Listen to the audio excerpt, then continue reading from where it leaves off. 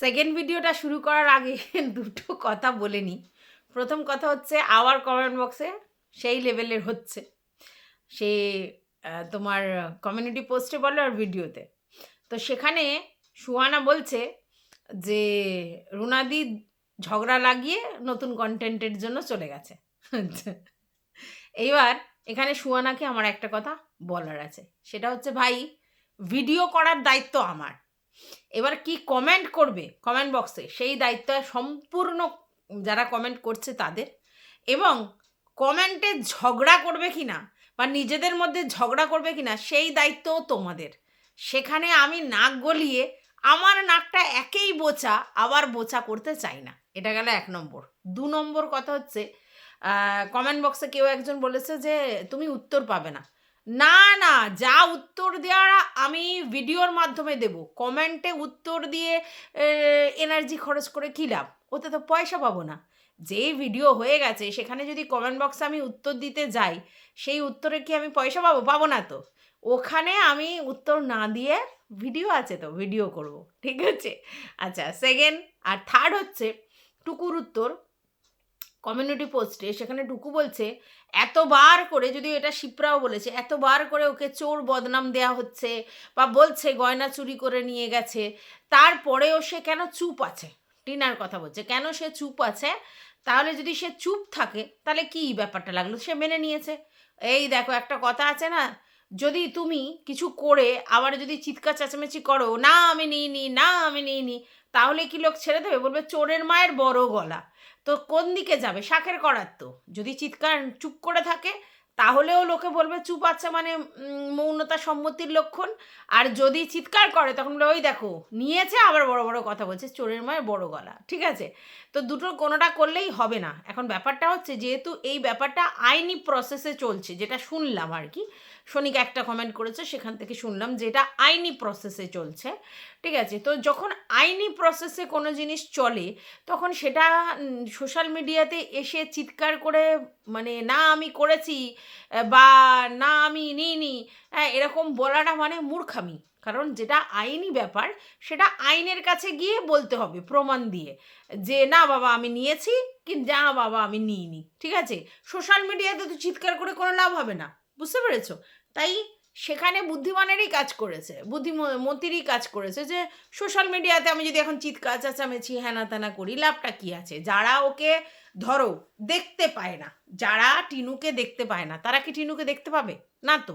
আর যারা খোকাকে দেখতে পায় না তারা কি খোকাকে দেখতে পাবে? না তো। মানে ওই ভক্তদের কথা বলছি। একবার খোকা বলেছিল না আমার ভক্তরা। খোকা হচ্ছে আমাদের মুনি ঋষি হয়ে গিয়েছিল। তো যাই হোক, সেই ভক্তদের কথা বলছি, ব্লাইন্ড সাপোর্টার যেটা বলে। তো দু তরফে যেদিকেই যেদিকেই যাক, মানে ধরো আজকের টিনু যদি বলে আমি নিয়েছি কি নিইনি, যাই চিৎকার চেঁচামেচি করে আসে, তাতে কেউ খোকার যারা ব্লাইন্ড সাপোর্টার তারা কি টিনার এই ব্যাপারটা মেনে নেবে? তারা আবার ঘুরিয়ে অন্য নাক দেখাবে। আবার যদি খোকার কোনো ব্যাপার হয় তাহলে টিনুর সাপোর্টাররা কি, ব্লাইন্ড সাপোর্টার কি ওরমভাবে মেনে নেবে? তারা ঘুরিয়ে সেই খোকার দোষই দেখাবে, তাই না? এটাই সিস্টেম। তাই এখানে বুদ্ধিমত্তার পরিচয় দিয়েছে টিনা, কোনো রকম কোনো রেসপন্স না করে। কারণ যে জিনিসটা কোর্ট কেসের সঙ্গে লিঙ্কড, সেই জিনিসটা কোর্টে গিয়েই বলা উচিত যে প্রমাণ দিয়ে এটা করেছে কি করেনি, তো কোর্ট তখন শাস্তি দেবে। সোশ্যাল মিডিয়া তো আর বিচারের জায়গা নয়, তো সেখানে এসে বোকার মতো বলবে কেন? আর বললেই যে ওকে মনে করে নেবে সবাই যে না ও নেয়নি, তা তো নয়। যারা ওকে মনে করবে নিয়েছে তারা ওকে বলবে নিয়েছে, আর যারা ওকে মনে করছে না ও নেয়নি তারা বলবে না এমনি নেয়নি, সে প্রমাণ দিক চাহে না প্রমাণ দিক। বুঝতে পেরেছো? মানে এ সেখানে চিৎকার করে বলুক আর চায় না বলুক।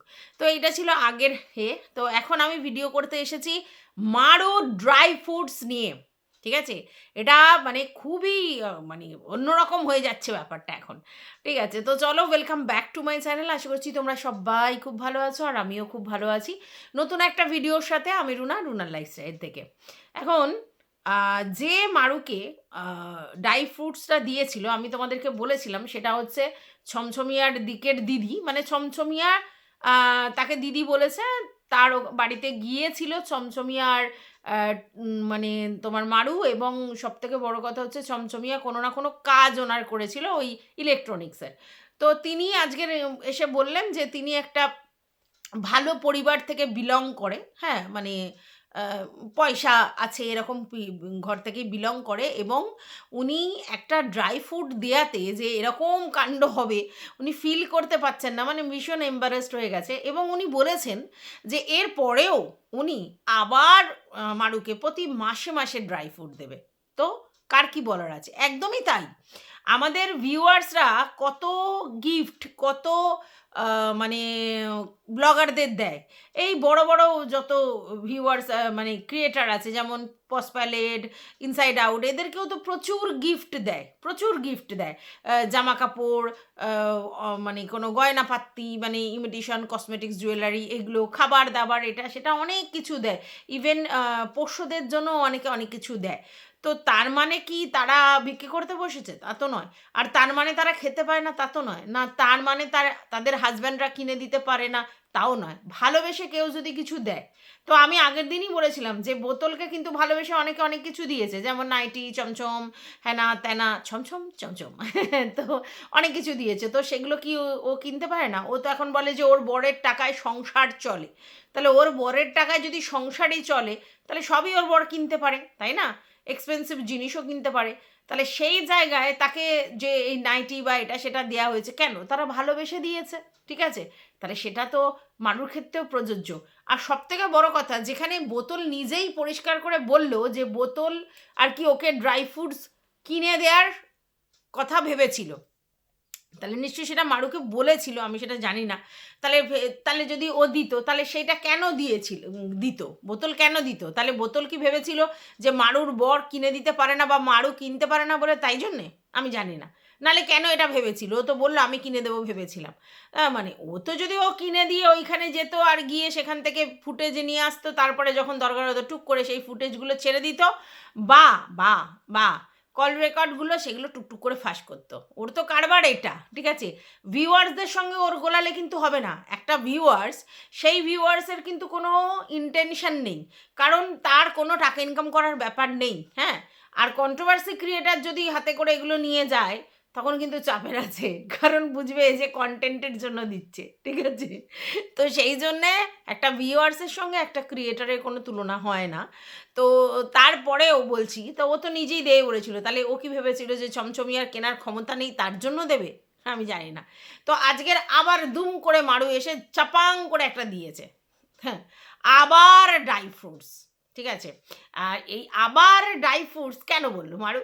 হ্যাঁ, মারুও জানে যে এই ড্রাই ফ্রুটসের কথা বললেই অন্যজন বসে পড়বে, তার একবারে তিরবির তিরবির তিরবির তিরবির তিরবির তিরবির করে চলবে। আর তার জন্যই মারু বলল। তো যাই হোক, সকাল থেকে মারুর যে ভিডিওটা দিল, আর যে ভিডিও দিতে ওরা অনেক দেরি করেছে, তো সেখানে ভিডিওতে দিল যে মারু রুটি বানাচ্ছে, খুব অল্প করে আটা মেখে রুটি বানাচ্ছে। কি বানায় কি বানায় এটা ভাবতে ভাবতে ও রুটি বানিয়ে নিচ্ছে, রুটির সঙ্গে বেগুন ভাজা আর দুধ, ঠিক আছে? এবার সেইখানে দেখলাম মারুর বেগুন ভাজার মধ্যে দুধ পড়ে গেছে, মারু বলল দুধ বেগুন হ্যাঁ, দুধ বেগুন, হ্যাঁ, দুধ বেগুন রেসিপি আছে মনে হয়, আমি ঠিক বুঝতে পারছি এটা দুধ বেগুন বললো তো তাই। তো যাই হোক, বেগুন ভাজা, রুটি আর দুধ খাচ্ছে, এবং দুধ খাচ্ছে বলে ডিম সিদ্ধটা খাচ্ছে না। হ্যাঁ, দুধ খেলে অনেক সময় ডিম সিদ্ধ খেলে, আর ওর একটু অ্যাসিডের প্রবলেম হচ্ছে।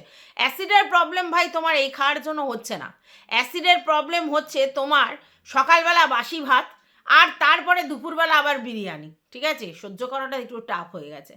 এবার দেখো, এখন তোমার ভালো মন্দ যেগুলো লাগছে সেগুলো খেতে হবে, ঠিক আছে, সেগুলো তো তুমি শখে খাচ্ছ, কিন্তু তোমাকে সবসময় মনে রাখতে হবে যে আমি যত হেলদি খাবার খাবো, তত আমার বাচ্চার ইমিউনিটি পাওয়ার হবে এবং আমার বাচ্চা হেলদি হবে, ঠিক আছে? এবার আমাদের মানে দেশের অনেক মানে নিম্ন মধ্যবিত্ত ফ্যামিলির মায়েরা আছে, যারা সারা জীবনই হয়তো কোনো তরকারিও ভাতের সঙ্গে পায় না, নুন দিয়ে ভাত মেখে, আলু ভাতে দিয়ে ভাত মেখে খেয়েছে। তারপরে হচ্ছে তোমার কোনো সময় সেদ্ধ ভাত পেয়েছে কি পায়নি, ঠিকমতো তোমার কি যেন বলে, পুষ্টিকর কোনো খাবার খায়নি, তাহলে কি তারা বাচ্চা জন্ম দেয়নি? হ্যাঁ, দিচ্ছে। কিন্তু সেই সব বাচ্চার ইমিউনিটি পাওয়ারটা সেই জায়গায় থাকে না, এবং পরবর্তীকালে দেখা যায় তারা প্রচুর ভোগে, নানা রকম কারণে ভোগে, ঠিক আছে? যেমন বলা হয় যে যখন তোমার প্রেগনেন্সি পিরিয়ড থাকবে, তখন যদি তোমার ঠান্ডা লাগার প্রবণতা থাকে এবং বারবার ঠান্ডা লাগে, আর সেই সময় তো ওষুধটা খুব কম দেওয়া হয়, তো তাহলে কিন্তু তোমার বাচ্চার মধ্যেও সেই প্রবণতা হবে। তো আমার সত্যি কথা প্রচুর ঠান্ডা লাগার ধাত ছিল, আমার বাচ্চার হয়েছে, ঠিক আছে, একেবারে ওই ধাত। হ্যাঁ, এখন কিছু করার নেই। আচ্ছা, এইবার তোমাদেরকে বলি যে আমি নিজে আমার এমনি খাবার কোনো অসুবিধে ছিল না, আমি হাংমাং করে সব খেতে পারতাম, কিন্তু যেহেতু গরমকালের লাস্টের দিকে গরমকালটা ছিল, তো সেই জন্যে আমি সবসময় পান্তা ভাত খেতাম, মানে টাটকা গরম ভাত আমি খেতেই পারতাম না। টাটকা গরম ভাত রান্না হচ্ছে, তারপরে সেটাকে আমি না খেয়ে আগের দিনের পান্তাটা আলু সিদ্ধ কাঁচা লঙ্কা পেঁয়াজ দিয়ে খেতে কী অমৃত লাগছে, মানে ঠান্ডা ঠান্ডা খেতে ইচ্ছা করছিল, কারণ যেহেতু লাস্টের দিকে একেবারে গরম পড়ে গেছিলো, তো এত গরম সেই সময়, তার জন্য হচ্ছে ওইগুলো খেতে ইচ্ছা করছিল, কিন্তু না হলে আম, খাবার আমার কোনো অসুবিধা ছিল না। সত্যি কথা বলতে আমার কোনো কিছুরই অসুবিধা ছিল না। আমার প্রথম মানে ইস্যু যখন হয়েছে, তখন আমার কিছুই আমি ফিল করতে পারিনি যে আমার এই প্রবলেম ওই প্রবলেম সেই প্রবলেম কোনো। হ্যাঁ, ঠান্ডা লাগার প্রবণতা ওটা তো আমার ছোটোবেলা থেকে নিজের ছিল, সেটা তো থাকবে, কিন্তু কোনো এমনি অন্য শারীরিক কোনো প্রবলেম আমার হয়নি।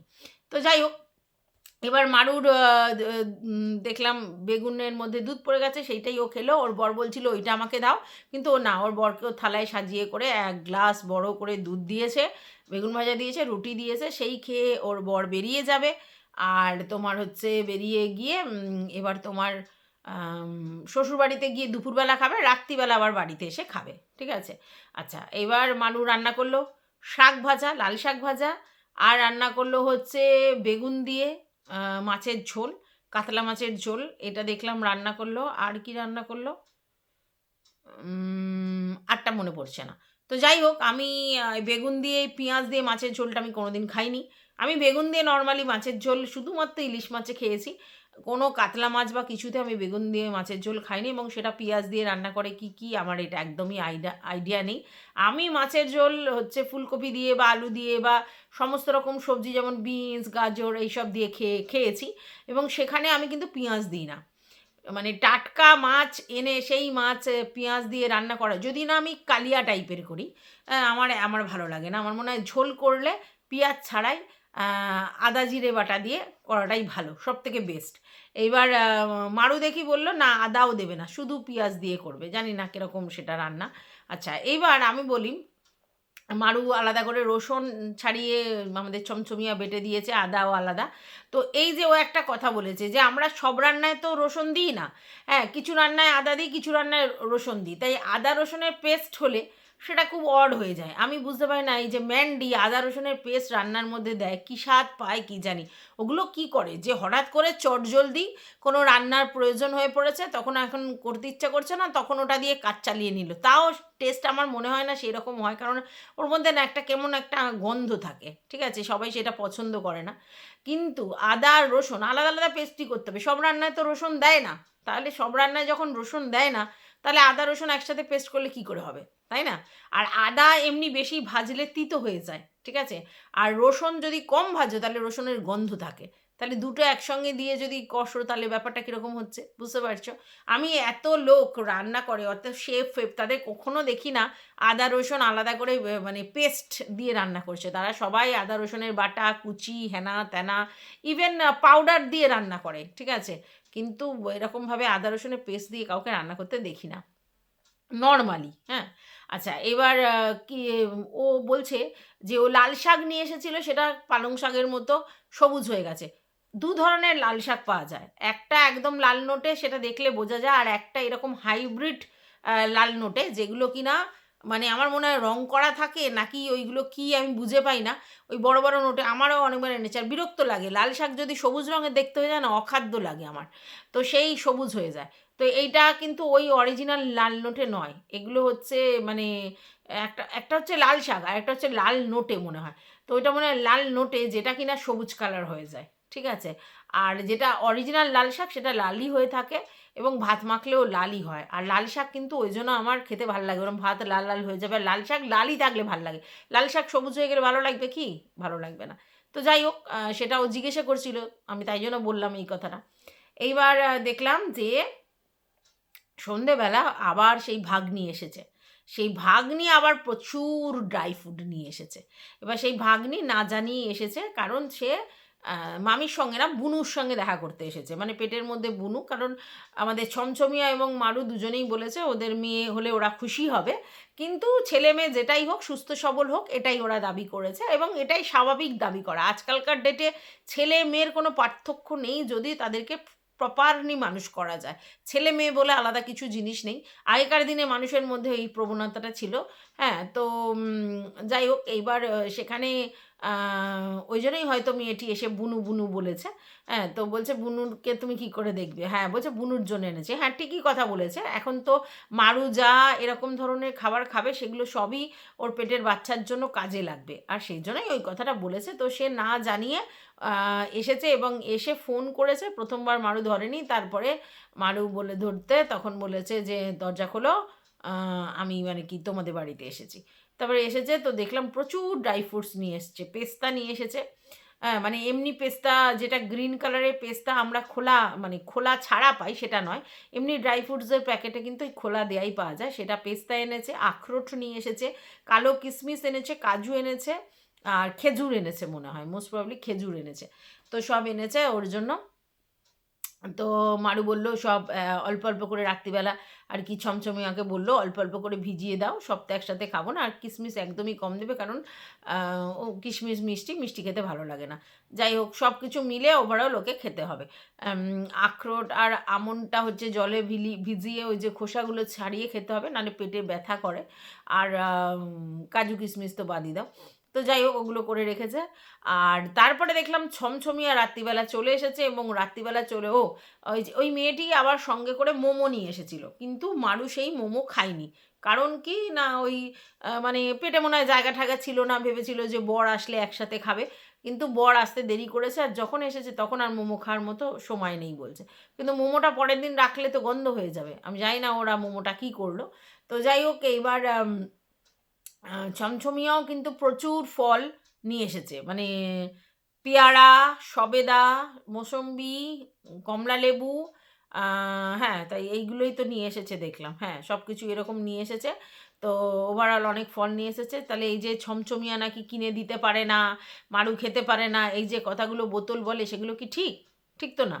দেখো, ভালোবেসে আমাদেরকে অনেকেই ভালো ভালো জিনিস দিতে পারে, খাওয়ার জন্য হোক, পড়ার জন্য হোক, আর আমরা রেগুলারের জিনিস আমরা কিনি। তো ছমছমিয়া প্রচুর ফল কিনে এনেছে, কিন্তু সত্যি কথা বলতে শরবতী আর কমলালেবু দুটো একসাথে কেন এনেছে এতটা আমি বুঝলাম না। তার মধ্যে সবেদা পেয়ারাও তো নষ্ট হয়ে যাবে অর্ধেক, সব ফল কি একসঙ্গে, বেদানা এনেছে, ডালিম ডালিম এনেছে দুটো। তো সব একসঙ্গে এত ফল আনলে তো নষ্ট হয়ে যাবে। আমার মনে হয় দুদিন ছাড়া ছাড়া অল্প অল্প করে ফল নিয়ে আসাটাই শ্রেয়। আর যেটা নিয়ে এসেছে দেশি মুরগির ডিম। হ্যাঁ, দেশি মুরগির ডিম খুব উপকার সবাই বলে। তো দেশি মুরগির ডিম একটা করে প্রতিদিন সিদ্ধ খাওয়ার জন্য নিয়ে এসেছে। তো মারুকে বলেছিলাম যে ডিমটা খাবি, সবাই বলেছে, ভিউয়ার্সরাও বলেছে। তো মনে হচ্ছে মারু সেই ভিউয়ার্সদের কথা শুনেছে যে ডিম খাবে। হ্যাঁ, ডিম শরীরের জন্য সবসময় ভালো, সুষম খাদ্যের মধ্যে পড়ে। একটা করে ডিম খাওয়াই যায় প্রতিদিন, ঠিক আছে, দুটোও খাওয়া যায়। আর যাদের আমাদের মতো বয়স হয়ে গেছে 40-এর উপরে, তারা হচ্ছে ওই দুটো ডিম খেলেই কুসুম বাদ, বাট আমি দিই না বাদ। আর যাদের কোলেস্টেরল আর হাই প্রেশার আছে তাদের ডিমের কুসুমটা খেতে বারণ করে। আমার হাই প্রেশার নেই, কিন্তু কোলেস্টেরল আছে। আর তবুও আমি ডিমের কুসুম বাদ দিই না, কিছু করার নেই। মানে এক একটা জিনিসে এক একজনের প্রিয়, তো অনেক সময় শরীর খারাপ হয় জানলেও লোকে খায়। ডিম খেতে আমার প্রচুর ভালো লাগে। তো যাই হোক, এইবার মারু দেখলাম অনেক ডিম চমচমিয়ে নিয়ে এসছে, সেগুলো খাবে। তো মারু অনেক কাজ করেছে, বলছিল যে ছমছমিয়ে অনেক কাজ করে দিয়ে গেছে। সত্যি কথা, আদা রসুনের পেস্ট করে দেওয়া মানে বিরাট কাজ করে দেওয়া। ছাড়িয়ে পেস্ট করা, আদা রসুন লঙ্কার বোটা ছাড়ানো, উফ, টেরিফিক জব। তো সেই জবগুলো যদি করে দেয় অনেকটা কাজ হয়ে যায়। আর মারুকে বলেছে ছমছমিয়া এসে ঘর মুছবে। তো কখন ঘর মুছবে ছমছমিয়া? অত রাত্রে এসে আবার ঘর মোছা যায়? যাই হোক, এটাও আবার ঢপ মেরেছিস তুই, আমি জানি। আচ্ছা, এইবার ঝাড় দিয়ে রেখে দিচ্ছিস, যখন একদমই নোংরা দেখবি তখন মুছবি। এটা আমি বুঝতে পেরেছি। তুই এখন ছমছমিয়ার নামে দিয়ে দিচ্ছিস। কালকে যেহেতু ওই ঘর মোছার গল্পটা দিয়েছিলিস, ওই জন্য আজকের আবার এই কথাটা বললি।